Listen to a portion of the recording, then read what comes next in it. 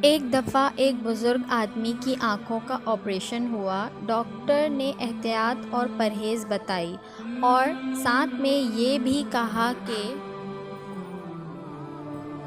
اگلے معائنے تک نماز میں جھکنے سے پرہیز کریں یا پھر اشارے سے نماز پڑھ لیں۔ گھر آ جانے کے بعد اس بزرگ نے کھانا پینا کم کر دیا۔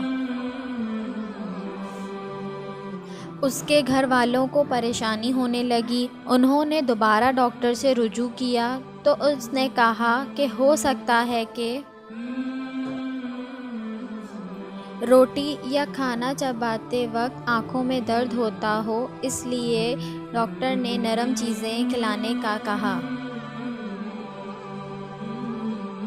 ایک دو دن تک گھر والوں نے دیکھا مگر بزرگ نے کھانے میں کوئی تبدیلی نہ لائی۔ کچھ دنوں بعد انہوں نے بزرگ سے پوچھ لیا کہ آپ کھانا کیوں نہیں کھا رہے ہیں؟ تو بزرگ نے جواب دیا کہ جس کو سجدہ نہیں کر سکتا اس کا رزق کھاتے ہوئے مجھے شرم آتی ہے۔